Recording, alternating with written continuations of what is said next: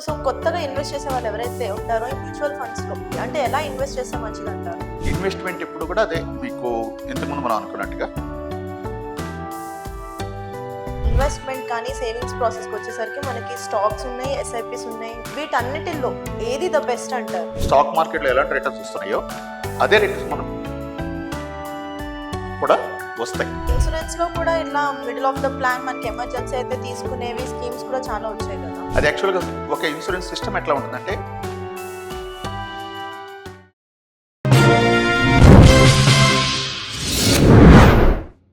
Hi hello viewers, welcome to social post TV. నేను మీ శ్వేత. So ప్రస్తుతం మనతో పాటు స్టూడియోలో ఉన్నారు investment consultant and financial analyst Venkat గారు. నమస్తే సార్.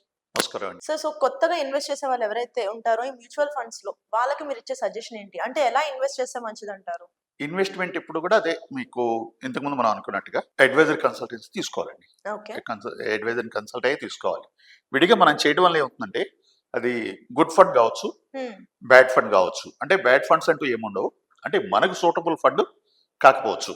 ఓకే. మనకు ఏదైనా ఒక టాబ్లెట్ వేసుకున్నప్పుడు అది మనకు పడకపోతే ఏమవుతుందండి, రియాక్షన్ వస్తుంది. సో ఫైనాన్షియల్ రియాక్షన్ ఇంకా గట్టిగా ఉంటుంది అన్నమాట. సో కాబట్టి చాలా జాగ్రత్తగా ఒక మెడిసిన్ వాడేటప్పుడు మనం ఎంత కేర్ తీసుకుంటామో ఒక ఇన్వెస్ట్మెంట్ చేసేటప్పుడు కూడా అంతే కేర్ తీసుకోవాలి. డెఫినెట్గా మనం ఒక అడ్వైజర్ని కన్సల్ట్ చేసి మన నీడ్స్ అయితే వాళ్ళకి చెప్పాలి. నాకు ఇది కావాలి, నేను ఇప్పుడు సపోజ్ 30 years, నాకు 50 years నేను రిటైర్ అవుతాను. రిటైర్ అయ్యేటప్పుడు నాకు రిటైర్మెంట్ కావాల్సిన ఫండ్ ఎంత కావాలి అనేది అడగాలి. లేదా ఆయనకి ఐడియా లేకపోతే ఎంత కావాలని అడగాలి. అనలిస్ట్ అడిగినా కూడా చెప్తాడు, ఎంత కావాలో చెప్తాడు. సో అదొక ప్రాసెస్. అట్లాగే పిల్లలు, చిన్న పిల్లలు రేపొద్దున మ్యారేజెస్ వాళ్ళకి ఇంత అవసరం అవుతుంది, మ్యారేజ్కి ఇంత కావాలి, వాళ్ళ ఎడ్యుకేషన్కి ఇంత కావాలి, ఈ గోల్స్ అని చెప్పినప్పుడు అప్పుడు అడ్వైజర్ ఏం చేస్తా అంటే అసలు వాట్ ఈస్ యువర్ ఇన్కమ్, మీరు ఎంత సంపాదిస్తున్నారు, మీ ఫ్యామిలీకి ఎంత నీడ్ ఉన్నాయి, ఇవన్నీ కనుక్కొని ఇన్వెస్ట్మెంట్ ఎంతవరకు చేయొచ్చో అడ్వైజ్ చేస్తుంటారు. ఇలా ఫండ్లకు మనం వెళ్ళొచ్చు. కానీ ఇన్వెస్ట్మెంట్ కానీ సేవింగ్స్ ప్రాసెస్ కి వచ్చేసరికి మనకి స్టాక్స్ ఉన్నాయి, ఎస్ఐపిస్ ఉన్నాయి, బిట్ కాయిన్స్, రకరకాలు ఉన్నాయి. ఇంకా వీటన్నిటిలో ఏది ద బెస్ట్ అంటారు? బిట్ కాయిన్స్ పక్కన పెడదాం. బిట్ కాయిన్స్ సెబీ యాక్సెప్ట్ చేయలేదు. ఇండియాలో ఇన్వెస్ట్ చేయడానికి అఫీషియల్ గా అవకాశం లేదు. ఏదో ఫారిన్ బిట్ కాయిన్ ఏజెన్సీ నుంచి థర్డ్ పార్టీస్ నుంచి ఇన్వెస్ట్ చేస్తున్నారు. బట్ అది ఏదో కొంతమంది సంపాదిస్తున్నారు అంటున్నారు, కొంతమంది బాగా లాస్ అయి ఉంటున్నారు, చాలా ఉంది. అంటే అది అఫీషియల్ కాదు. ఏదైనా మీకు ప్రాబ్లం వస్తే అడగడానికి ఎవరు ఉండరు. సో కాబట్టి ఏంటంటే మనకి ఇన్వెస్ట్మెంట్స్కి వచ్చేది ఏంటంటే stock market and mutual fund. ఈ స్టాక్ మార్కెట్ మ్యూచువల్ ఫండ్ లో మనము it is depend on your ability అండి. స్టాక్ మార్కెట్ లో ఇన్వెస్ట్ చేయాలంటే నాలెడ్జ్ కావాలి. అక్కడ అడ్వైజర్స్ ఎవరు ఉండరు మనకి. అక్కడ ఏంటంటే కొంచెం వోలటాలిటీ ఉంటుంది, మార్కెట్ డైరెక్షన్స్ మనకు తెలియవు. అట్లాగే ఒక్కొక్కసారి ప్రాఫిట్స్ రావచ్చు, ఒక్కొక్కసారి హై రిస్క్ కూడా ఉంటుంది అనమాట. సో దానికంటే కూడా ఇప్పుడు మనకి మంచి ఎర్నింగ్ కావాలన్నప్పుడు స్టాక్ మార్కెట్ తో ఈక్వల్ గా, అంటే బెంచ్ మార్కెట్ రిటర్న్స్ అంటాం మనం. స్టాక్ మార్కెట్ లో ఎలాంటి రిటర్న్స్ వస్తున్నాయో అదే రిటర్న్స్ మన మ్యూచువల్ ఫండ్స్ లో కూడా వస్తాయి. అయితే లాంగ్ టర్మ్, ఎక్కడైనా స్టాక్ మార్కెట్ లో లాంగ్ టర్మ్ ఉండాలి, మ్యూచువల్ ఫండ్ లో కూడా లాంగ్ టర్మ్ ఉండాలి. ఒక లాంగ్ టర్మ్ మార్జిన్ లో మనం ఇన్వెస్ట్ చేసినప్పుడు డెఫినెట్ గా మనకి రిటర్న్స్ వస్తాయి. ఆ ఇన్వెస్ట్మెంట్స్ చేసేటప్పుడు ఇక్కడ ఇన్వెస్ట్మెంట్స్ కి 3 రకాలు ఉంటాయి. ఇక్కడ మీరు చెప్పారు కదా ఎస్ఐపి. ఎస్ఐపి అంటే సిస్టమేటిక్ ఇన్వెస్ట్మెంట్ ప్లాన్.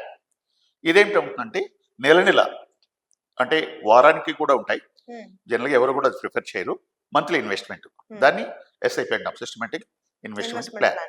ఈ ప్లాన్ లో ఏంటంటే మనం ఎంతైతే ఇన్వెస్ట్ చేయదలుచుకున్నాం, 5,000, 10,000, 20,000, మన పొజిషన్ బట్టి ఏం చేస్తామంటే దాన్ని మనం ఒక డిజిటల్ గా ఆఫ్ చేస్తాం. చేసినప్పుడు ఆటోమేటిక్ ఎవ్రీ మంత్ మీ అకౌంట్ నుంచి ఆ అమౌంట్ తీసేసుకుంటూ ఉంటుంది. తీసేసుకుని మన గోల్ అయితే పెట్టుకుంటాం, ఓ 10 years, 15 years, 20 years దేనికోసం మనం ఇన్వెస్ట్ చేయాలనుకుంటున్నామో ఆ గోల్ లో మనం పెట్టుకుంటాం. అప్పటి వరకు ఆగాలి. అప్పటి వరకు అయినప్పుడు ఒక హ్యూజ్ ఇన్వెస్ట్మెంట్ అయితే మనకి ఎసెట్ అయితే ఏర్పడుతుంది.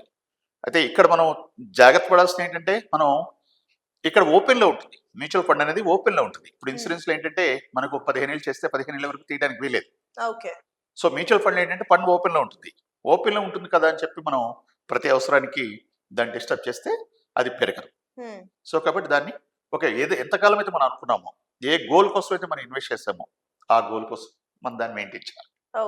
కానీ ఇప్పుడు ఇన్సూరెన్స్ లో కూడా ఇట్లా మిడిల్ ఆఫ్ ద ప్లాన్ మనకి ఎమర్జెన్సీ అయితే తీసుకునేవి స్కీమ్స్ కూడా చాలా వచ్చాయి కదా. అది యాక్చువల్ గా ఒక ఇన్సూరెన్స్ సిస్టమ్ ఎట్లా ఉంటుందంటే, మీకు పాలసీ కావాలి, 20 సంవత్సరాల పాటు మీరు పాలసీ తీసుకున్నారు. ఆ 20 సంవత్సరాల పాటు మీరు ప్రీమియం పే చేయాల్సింది. పే చేసి 20 ఏళ్ళు ఆగాక మాత్రమే మీకు రిటర్న్స్ వస్తాయి. అంతే. 20 ఏళ్ళు అయిపోయాక మెచ్యూర్ అవుతుంది. మెచ్యూర్ అయ్యాక మీకు రిటర్న్స్ వస్తుంది. అలా కాకుండా మధ్యలో మనీ బ్యాక్ ప్లాన్స్ ఉంటాయన్నమాట, సర్వైవల్ బెనిఫిట్స్ అని. అవి 5 yearsకి ఒకసారి 4 yearsకి ఒకసారి ఇస్తారు. ఇది ఒక స్టిప్యులేటెడ్ గా ఉంటుంది, దీనిలో మళ్ళీ మార్పులు ఉండవు, ఇదే ఉంటుంది. మీరు మధ్యలో తీసుకోవాలంటే పాలసీ సరెండర్ చేయాలి లేదా లోన్ తీసుకోవాలి, అంతే తప్ప మీరు క్లోజ్ చేయడానికి కానీ పార్షియల్ గా తీసుకోవడానికి కానీ ఇన్సూరెన్స్ లో అవకాశం ఉండదు. బట్ మ్యూచువల్ ఫండ్స్ లోకి వచ్చేటప్పటికి ఏంటంటే మీకు ఓపెన్ లో ఉంటుంది. మీకు మరీ ఎమర్జెన్సీ అయినప్పుడు, సపోజ్ మీకు బాగా డబ్బు అవసరమైంది, ఎవరి దగ్గర తీసుకోవడానికి అవకాశం లేదు, అప్పుడు మీరు మ్యూచువల్ ఫండ్ లోంచి పార్షియల్ గా తీసుకోవచ్చు, కొంత అమౌంట్ తీసుకోవచ్చు. దీనికి మీరేమి ఇంట్రెస్ట్ ఏం పే చేయగల, అంటే మీ అమౌంట్ లోంచే మీరు కొంత తీసుకుంటున్నారు. సో అలా ఆ ఫెసిలిటీ కూడా ఇక్కడ ఉంటుంది.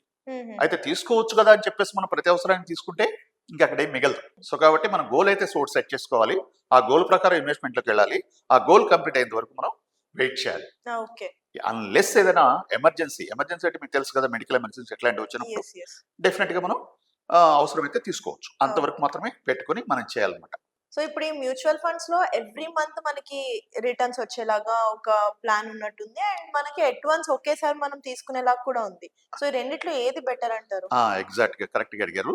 మ్యూచువల్ ఫండ్ లో నెల తీసుకునేది ఏంటంటే, ఇప్పుడు యాక్చువల్ గా మీకు ఇన్వెస్ట్మెంట్ 2 types ఉంటాయండి మ్యూచువల్ ఫండ్స్ లో. ఒకటి లంసమ్ ఇన్వెస్ట్మెంట్, రెండు ఎస్ఐపి.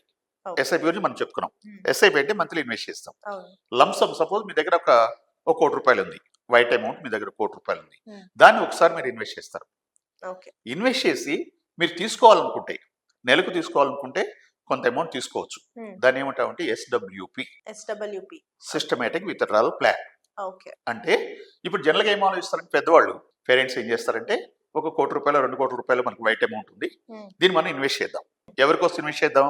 పిల్లల కోసం ఇన్వెస్ట్ చేద్దాం, ఫ్యూచర్ ఎసెట్ కోసం ఇన్వెస్ట్ చేద్దాం. కానీ వాళ్ళ కొంతమంది ఏం ఆలోచిస్తారు, మనం పిల్లల కోసం ఇన్వెస్ట్ చేస్తున్నాము, కష్టపడ్డాం ఇప్పటి వరకు 2 ఏళ్ళు 3 ఏళ్ళు కష్టపడ్డాం, ఒక 20 ఏళ్ళ నుంచి పిల్లల్ని పెంచుతూ వచ్చాం, ఇప్పుడు కూడా వాళ్ళ కోసం మనం ఇన్వెస్ట్ చేస్తున్నాం, మనమేం ఎంజాయ్ చేయాలి అనే క్వశ్చన్ కూడా వాళ్ళకి వస్తుంటుంది.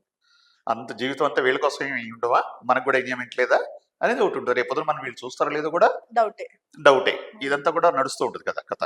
సో అందుకని వాళ్ళే ఉంటారంటే, నేను సంపాదించాలని నేను కూడా ఎంజాయ్ చేయాలి, సో కాబట్టి నేను కూడా తీసుకోవాలి దీనిలో అని వాళ్ళు ఒక టైం పెట్టుకుంటారు. అది ఒకటి. రెండోది ఏంటి, కొంతమంది నీడ్ కూడా ఉంటుంది. ఎవ్రీ మంత్ ఎక్స్పెండిచర్ నీడ్ ఉంటుంది. పిల్లలు ఎక్కడ ఉంటారు, వాళ్ళు జాబ్స్ చేస్తారు, వాళ్ళని అడగాలంటే వీళ్ళకి ఇష్టం ఉండదు. సో వీళ్ళకి కూడా మంత్లీ మెయింటెనెన్స్ అనేది కావాలి. అప్పుడు ఏంటంటే మ్యూచువల్ ఫండ్స్ లో 12 to 15% లాంగ్ టర్మ్ గ్రోత్ ఉంటుంది. Long term means 5 years above మనం ఇన్వెస్ట్ చేసినట్టయితే 12 to 15% మ్యూచువల్ ఫండ్ లో గ్రోత్ ఉంటుంది. దీనిలో మనం 6 to 8% వరకు మనము మంత్లీ తీసుకోవచ్చు. అంతమంది తీసుకుంటే తీసుకోవచ్చు, ప్రొవిజన్ ఉంటుంది.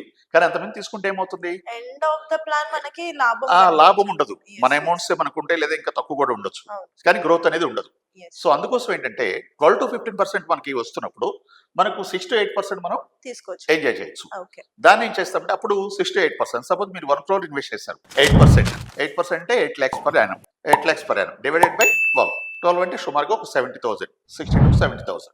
ఇది మీకు ఫ్యామిలీ మెయింటెనెన్స్ సరిపోతుంది, వస్తుంది. మిగతా ఏదైతే అడిషనల్ గా వచ్చే ప్రాఫిట్ ఏదైతే ఉందో అది మొత్తం అమౌంట్ లో అక్యుములేట్ అవుతుంది. ఈ అక్యుములేట్ మనం డిపెండ్ 10 to 12 years లో మళ్ళీ ఆ 1 crore వస్తే 2 crores కూడా అవుతుంది.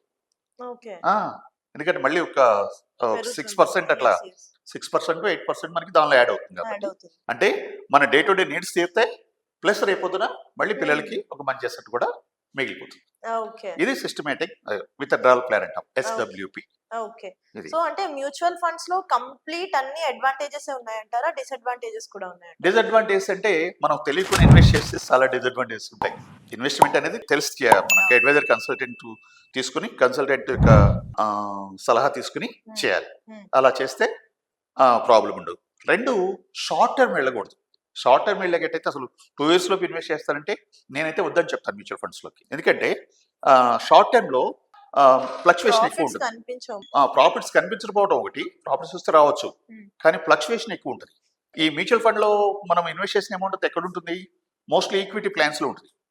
ఈక్విటీ ప్లాన్స్ అంటాం నేను. యాక్చువల్ మ్యూచువల్ ఫండ్ లో 2 రకాలుగా ఇన్వెస్ట్ చేస్తారు. ఒకటి డెట్ లో ఇన్వెస్ట్ చేస్తారు, 2 ఈక్విటీలో ఇన్వెస్ట్ చేస్తారు. ఈక్విటీ అంటే స్టాక్ మార్కెట్లో ఇన్వెస్ట్ చేస్తారు. అయితే దాన్ని మానిటర్ చేయడానికి ఒక ఫండ్ మేనేజర్ ఉంటాడు, ఇవన్నీ ఉంటాయి. కానీ మార్కెట్ ఫ్లక్చువేట్ అవుతూ ఉంటుంది. సపోజ్ ఇప్పుడు లాస్ట్ 1.5 months 2 months నుంచి మార్కెట్ డౌన్ అవుతుంది. అవును. ఈ డౌన్ అవుతున్నప్పుడు కరెక్ట్గా అతనికి అవసరమైంది 2 years ఇన్వెస్ట్ చేశారు కదా, నాకు అవసరమైంది నేను తీసుకుంటానంటే లాస్లు తీసుకోవాల్సి వస్తుంది. సో కాబట్టి అంతే లాంగ్ టర్మ్ లో మాత్రమే ఉండాలి. Long term means more than 5 years. Okay. 5 years తర్వాత ఏమవుతుందంటే ఇవన్నీ కూడా యావరేజ్ అయిపోతాయి. ఈ ఫ్లక్చువేషన్స్ అంతా తగ్గిపోయి యావరేజ్ అయిపోతాయి. ఆ తర్వాత ప్రాఫిట్స్ ఎంత అనేది డిపెండ్ అని ఉంటుంది, కానీ లాస్ అయితే మాత్రం మ్యూచువల్ ఫండ్ లో డెఫినెట్ గా ఉండదు. సబ్జెక్ట్ టు కండిషన్ అతనికి మంచి ఫండ్ లో ఇన్వెస్ట్ చేసినప్పుడు. ఇన్వెస్ట్ చేశారు. అంటే ఇప్పుడు వీడియో చూసిన వాళ్ళు ₹1,00,00,000 ఇన్వెస్ట్ చేసి ఇలా అన్నారు కదా అని అది అప్పు చేసి మరి తీసుకొచ్చి దేంట్లో పడితే అందులో ఇన్వెస్ట్ చేయకుండా అడ్వైజర్ యొక్క అడ్వైస్ తీసుకుని ఇన్వెస్ట్ చేయడం వల్ల మనకి బెనిఫిట్స్ అనేవి కనిపిస్తాయి. Yes. లేదు మనం విన్నాము, 2 యూట్యూబ్ వీడియోస్ చూసేసాము, మనమే ఇన్వెస్ట్ చేసేద్దాము, వాళ్ళకెందుకు మనం డబ్బులు పెట్టాలి అనుకుంటే మాత్రం మీరే రిస్క్ లో ఉంటారు.